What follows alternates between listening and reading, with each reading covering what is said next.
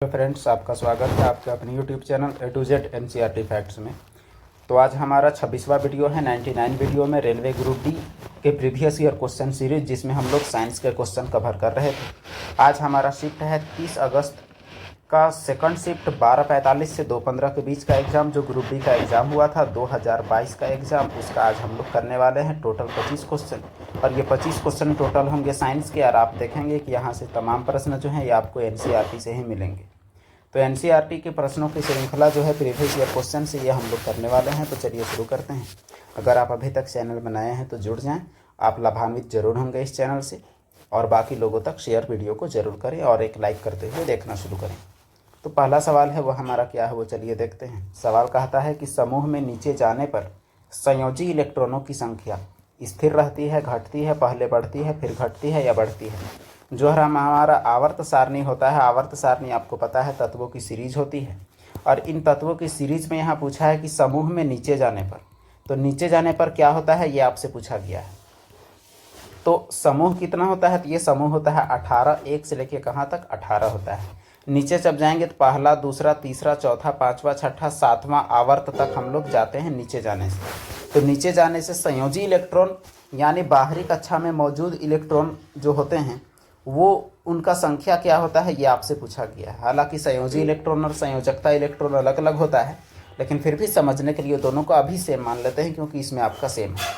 तो कोई भी ग्रुप में, जैसे ग्रुप नंबर 1 है, इसमें आपको सब में एक एक इलेक्ट्रॉन लास्ट में नजर आएगा, 2 में 2 इलेक्ट्रॉन नजर आएगा।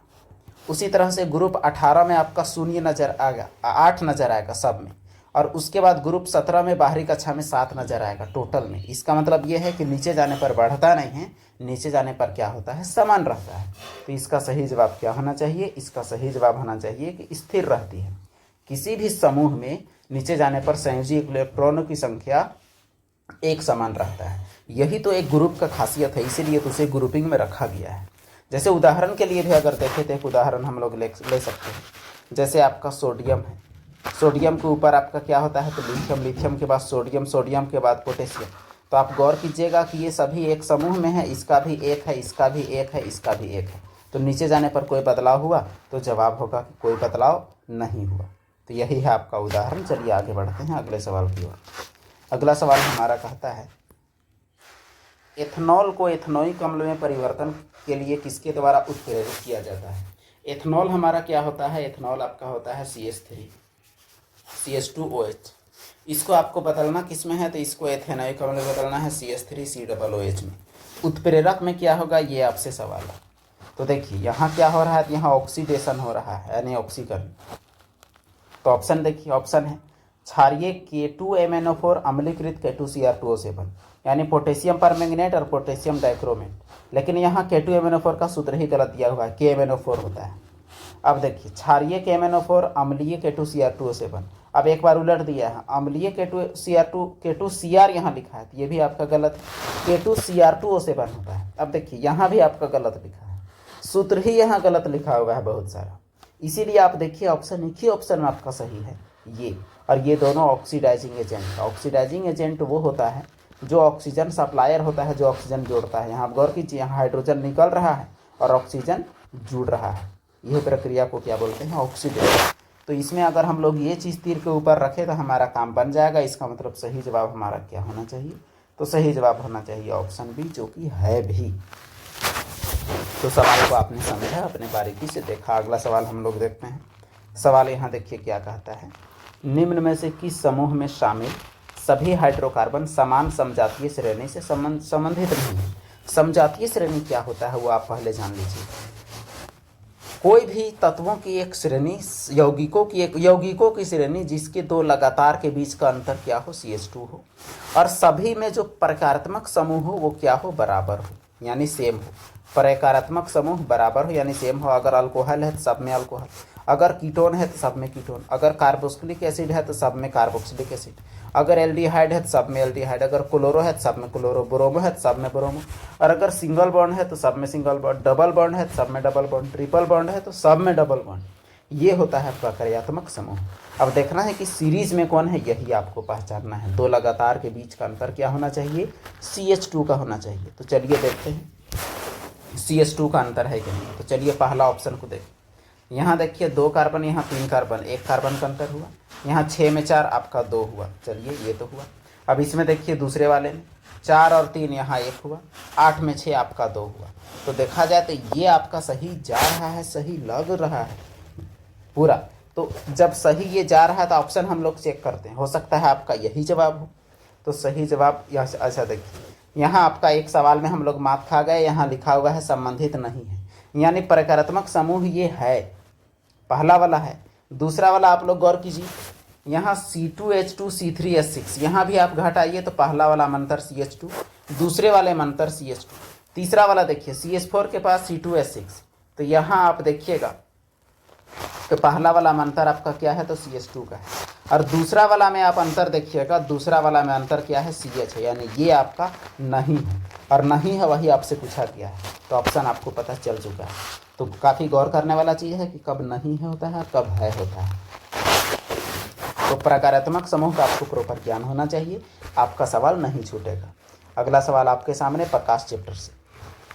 किसी वस्तु को एक अवतल दर्पण के सामने इसकी फोकस दूरी से 3 गुनी दूरी पर रखा गया है, तो प्रतिबिंब कहाँ बने? दर्पण के पीछे, F और C के बीच, C से परे या C पर। सवाल पहले समझें कि सवाल क्या है। देखिए आपका अवतल दर्पण है, ये रहा आपका अवतल दर्पण। अवतल दर्पण में आपका ये P है, ये आपका मान लीजिए F है, और ये आपका क्या है, तो C है। अब 3F पर रखा गया है, 1F हुआ, ये 2F हुआ, 3F हुआ, मतलब C से परे रखा गया है। C से परे जब वस्तु को रखा जाता है तो कहाँ प्रतिबिंब बनता है? देखिए ये समांतर गया, तो समांतर वाला कहाँ जाता है, तो फोकस से। अब एक बार गौर कीजिएगा, C से होते हुए जो जाता है वो वैसे ही वैसी दिशा में आ जाता है। अब C और F के बीच बना, वो भी उल्टा, C और F के बीच उल्टा प्रतिबिंब बना। तो इस प्रकार हमारा जवाब क्या होना चाहिए, C और F के बीच। तो चलिए दर्शाते हैं C और F के बीच, तो आपका सही जवाब C और F के बीच हुआ। चलिए बढ़ते हैं अगले सवाल की ओर। तो सवाल आपका क्या कहता है वो देख लें।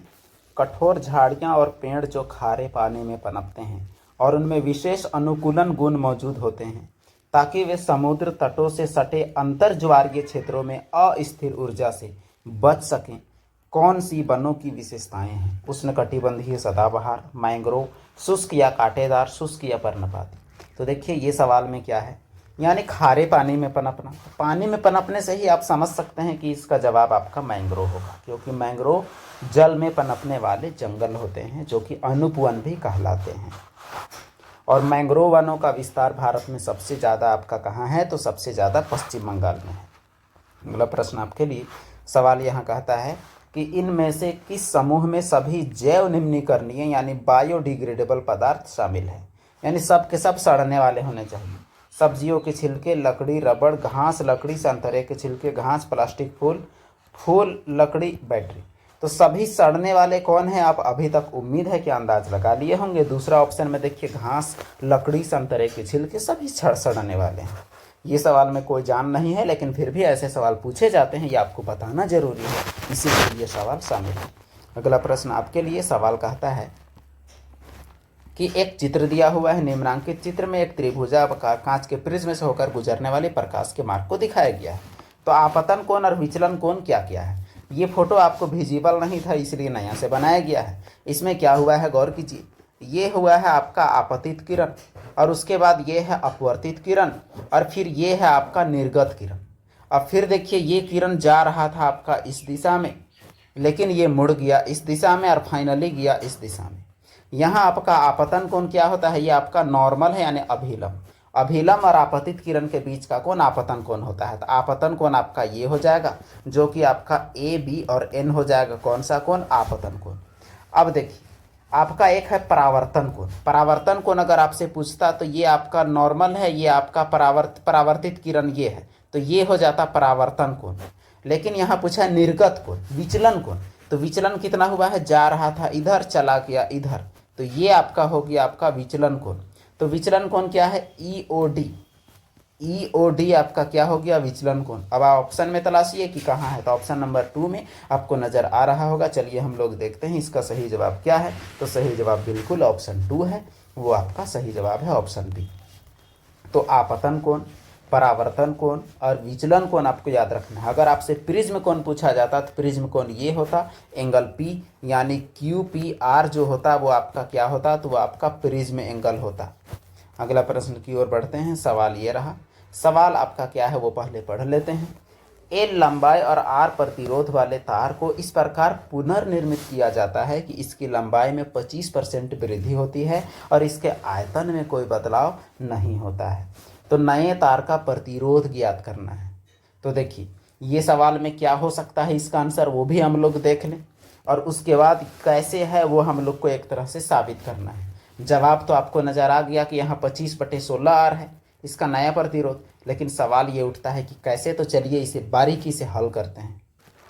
सवाल बहुत बारीक है, तो यहाँ आप लोग गौर करिएगा कि यहाँ पता चलेगा कि जैसे मान लिया जाए आपके पास कोई तार है और ये तार जो होता है वो आपका बेलना आकार का होता है इस प्रकार। इसका क्या क्या यहाँ होता है, तो इसका एक होता है लंबाई और एक होता है अनुप्रस्थ काट का क्षेत्रफल, यानी एल और ए। तो ये जब होता है, जब हम लोग इसका लंबाई को बढ़ाते हैं, तो लंबाई को इसका बढ़ाएंगे हम लोग तो इसका अनुप्रस्थ काट का क्षेत्रफल कम होगा।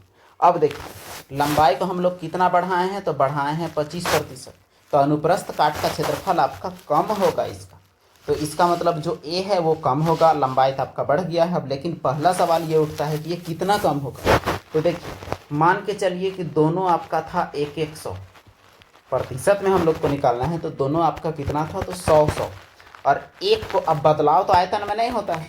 तो अब देखिए एक हो गया 125, तो दूसरा क्या हुआ वो पहले पता करते हैं। तो 25 पचे 125, 25 चौके 100, 5 को करेंगे तो 5 दूनी 10, तो 20 चौके हुआ 80, मतलब अगला हो जाता है 80, यानी अगला कम होता है 20%। यानी ये जब बढ़ता है 25 तो अगला कम होता है कितना, तो 20%, क्योंकि ये 100 था, 100 से कितना हुआ 80। तो चलिए इस डाटा के साथ हम लोग आगे बढ़ाते हैं कि आपका लंबाई कितना बढ़ा, तो लंबाई बढ़ा 25% और आपका अनुप्रस्थ काट का क्षेत्रफल कितना घटा, तो ये आपका घटा 20%। ये हम लोग लिख दिए। अब नए तार का प्रतिरोध निकालते हैं, तो आर बराबर क्या होता है, तो रो एल बटे ए होता है। अब देखिए रो तो आपका रो है, इसमें कोई दिक्कत नहीं है। अब एल जो है, एल आपका कितना बढ़ता है, तो वो बढ़ता है 25%, यानी हो जाता है आपका कितना, तो वो हो जाता है आपका 125। और उसके बाद ए आपका घटता है 20%, यानी 100 से हो जाता है कितना, 80।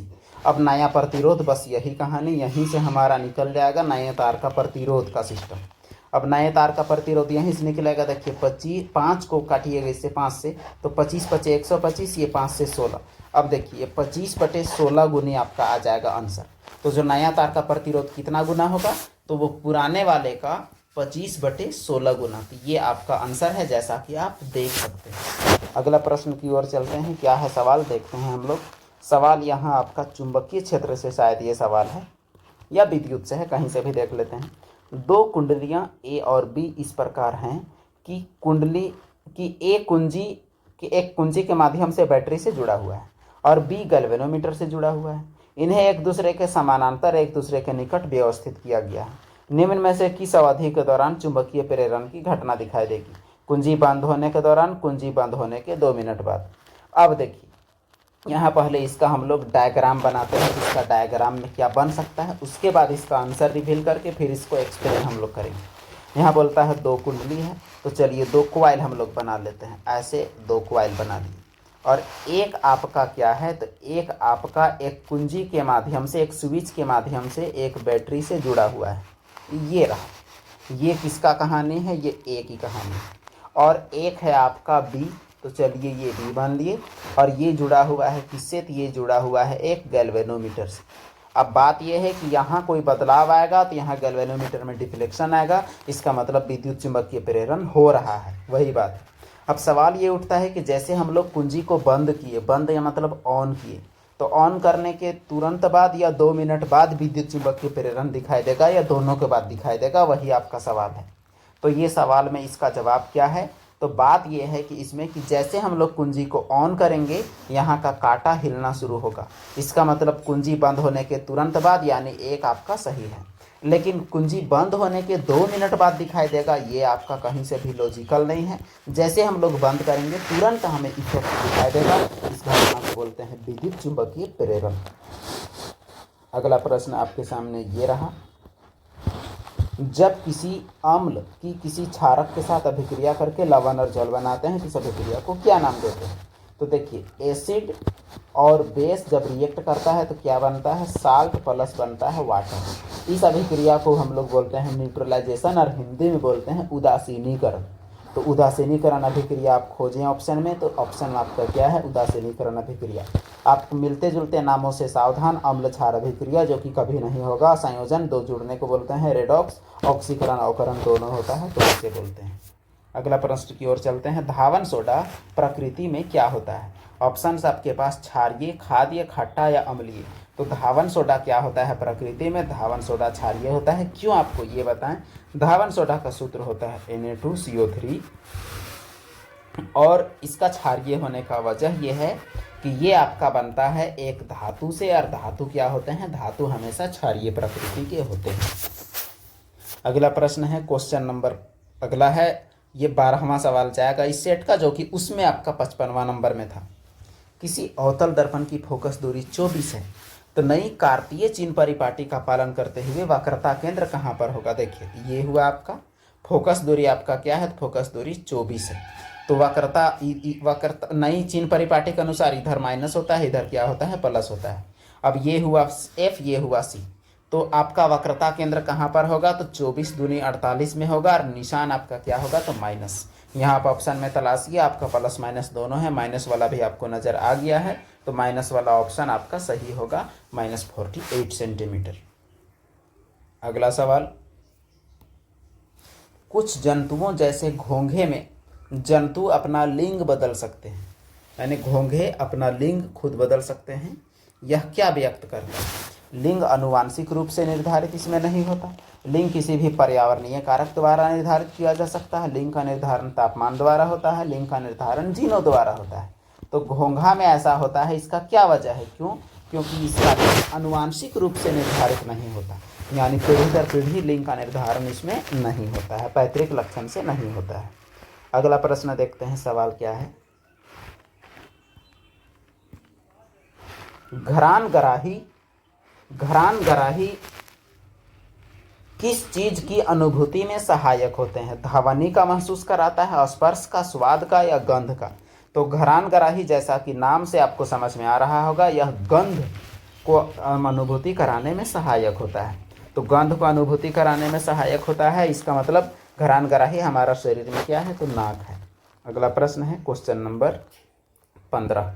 सवाल कहता है कि 10 ओम के प्रतिरोध में 0.2 एम्पियर की धारा प्रवाहित होती है, तो 1 सेकेंड में उत्पन्न ऊष्मा ज्ञात कीजिए।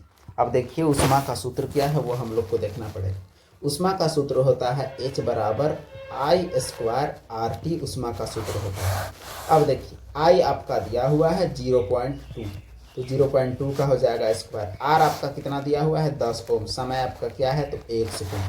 0.2 का स्क्वायर क्या हो जाएगा? तो वो हो जाएगा आपका 0.04, दशमलव के बाद 2 अंक आपका आ जाएंगे।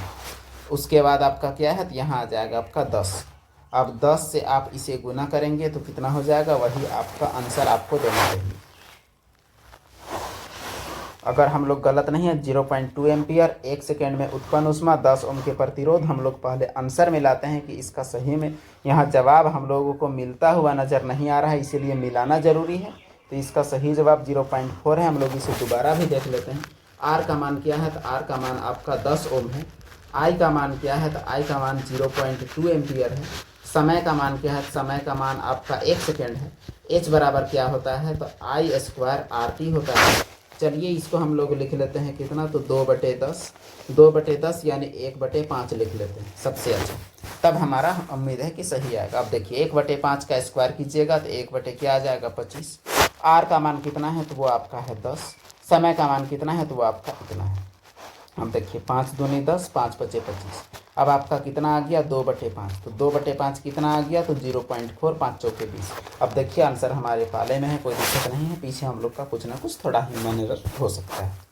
अगला प्रश्न हमारा है क्वेश्चन, ये क्या कहता है देखते हैं। किसी क्षण चुंबक के कारण उत्पन्न चुंबकीय क्षेत्र के बारे में विचार करिए।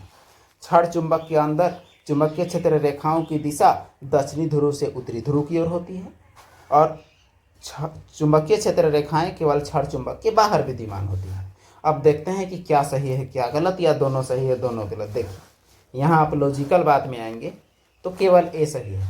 आपका दक्षिणी ध्रुव यानी साउथ से नॉर्थ की ओर चुंबक के अंदर होता है और चुंबक के बाहर क्या होता है, नॉर्थ से साउथ की ओर। चलिए ये बात तो सही है आपका। लेकिन चुंबकीय क्षेत्र रेखाएं केवल बाहर ही नहीं होता है बल्कि अंदर भी होता है, और केवल क्षण चुंबक के बाहर नहीं होता है बल्कि बाकी चुंबकों के बाहर भी होता है। इसीलिए आपका दूसरा तो गलत हो गया, पहला आपका सही है। अगला प्रश्न ये रहा जीव विज्ञान से सवाल। पाचन के दौरान भोजन सरल पदार्थों में विघटित होता है। उदाहरण के लिए चावल, आलू और ब्रेड में विघटित होते हैं। तो ब्रेड में क्या किस में विघटित होते हैं और विघटित होकर क्या बनाते हैं, ये सवाल है। सवाल देखा जाए तो पेचीदा है, इसे हम लोग मिला के पढ़ते हैं। अब देखिए मिला के, यहाँ आपका पहला वाला में कार्बोहाइड्रेट और दूसरे वाले में ग्लूकोज। अब देखिए पाचन के दौरान क्या होता है, पाचन के दौरान भोजन पदार्थ सरल पदार्थ में टूटते हैं। जैसे चावल, आलू, ब्रेड में क्या होते हैं, कार्बोहाइड्रेट, और ये कार्बोहाइड्रेट ग्लूकोज में टूटते हैं। तो कार्बोहाइड्रेट होते हैं और ये टूटते कहाँ हैं, तो ग्लूकोज में। फिर ग्लूकोज ऊर्जा में टूटता है। अगला सवाल, पौधों में श्वसन के संबंध में गलत कथन का चयन करिए।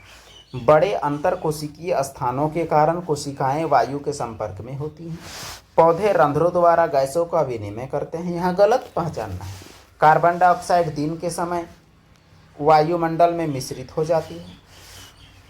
विसरण द्वारा ऑक्सीजन और कार्बन डाइऑक्साइड का विनिमय होता है पौधों में। तो गलत क्या है, यही आपको चुनना है। तो गलत है आपका क्या, तो ऑप्शन 3। इसका मतलब कार्बन डाइऑक्साइड दिन के समय वायुमंडल में मिश्रित क्यों ही होगा। दिन के समय तो पौधे क्या देते हैं, ऑक्सीजन देते हैं, तो इसमें कार्बन डाइऑक्साइड का कोई लॉजिक ही नहीं है। अगला सवाल, निम्न में से कौन सा डेब्रेनर के त्रिक का मुख्य दोष था। डेब्रेनर जो 3 तत्वों का त्रिक बनाया था, जिसमें बीच वाला तत्व साइड के तत्वों के बीच वाला तत्व जो होता था, एक मिनट, बीच वाला तत्व साइड के तत्वों के योग के औसत होता था। तो देखिए त्रिकों के गुणधर्म में आवर्तिता पाई थी, हाँ। उन्होंने त्रिकों को बढ़ते परमाणु द्रव्यमान के अनुसार व्यवस्थित किया था, हाँ। त्रिक के तत्वों के गुणधर्मों में कुछ समानताएं होती हैं। वह तत्वों के 3 से अधिक त्रिक बनाने में असमर्थ थे। अब देखते हैं किसी गलत क्या है। तो मुख्य दोष जो था वो आपका चौथा नंबर था। 3 से ज़्यादा वो बना ही नहीं पाए थे, केवल 3 त्रिक ही तो बनाए थे, 3 से अधिक बनाए ही नहीं थे। तो अगला प्रश्न की ओर चलते हैं हम लोग। ये लैंगिक जनन से सवाल है, जीव विज्ञान का। लैंगिक प्रजनन करने वाले जीवों की गुणसूत्रों की संख्या एक पीढ़ी से दूसरी पीढ़ी तक किस प्रकार अनुरक्षित यानी सेम रहता है। जैसे इंसान में गुणसूत्र 23 जोड़ी है, तो इंसान के पुत्र पुत्रियों में भी कितनी होती है, 23 जोड़ी ही होती है। तो ये कैसे होता है, ये हम लोग को देखना है।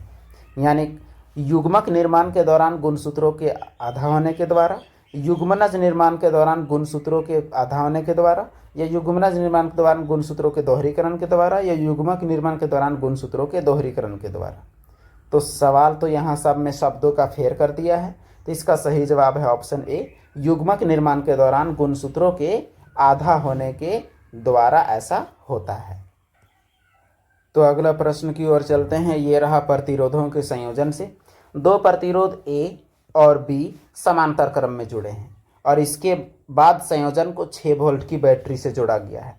तो यहाँ बोलता है कि ए और बी से प्रवाहित होने वाली धारा क्या होगी।